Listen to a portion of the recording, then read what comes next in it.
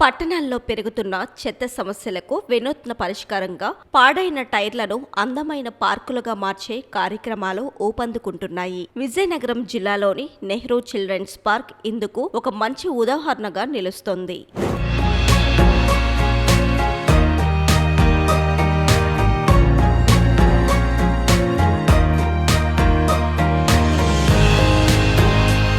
వాడి పాడేసిన పాత టైర్లు సాధారణంగా కాలుష్యానికి కారణమవుతాయి. అయితే ఇప్పుడు అదే టైర్లు సృజనాత్మకతతో అందమైన పార్కులుగా మారుతున్నాయి. Recycle, reduce, reuse, triple R సిద్ధాంతంతో పర్యావరణానికి హాని చేసే టైర్లను వినూత్నంగా ఉపయోగిస్తున్నారు. విజయనగరం నెహ్రూ చిల్డ్రన్స్ పార్క్లో రంగురంగుల టైర్లతో తయారైన స్వింగ్స్, స్లైడ్స్, కుర్చీలు పిల్లలను ఆకట్టుకుంటున్నాయి. పూల తోటల సరిహద్దులు, అలంకరణలు కూడా టైర్లతోనే రూపొందించడం ప్రత్యేకతగా నిలుస్తుంది.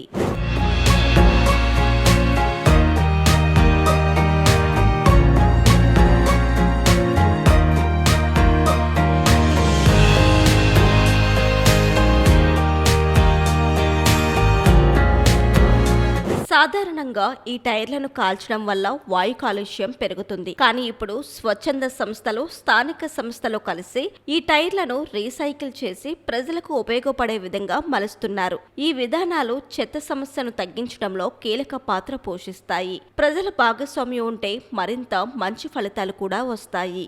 ఇటువంటి రీసైక్లింగ్ కార్యక్రమాలు పర్యావరణ పరిరక్షణతో పాటు నగర సౌందర్యాన్ని పెంచుతున్నాయి. పిల్లల్లో సృజనాత్మకత, పర్యావరణంపై అవగాహనను కూడా పెంచుతున్నాయి. మొత్తానికి చెత్తగా మారే టైర్లు ఇప్పుడు అందమైన పార్కులుగా మారుతూ పట్టణాల అభివృద్ధికి కొత్త దారులు చూపిస్తున్నాయి.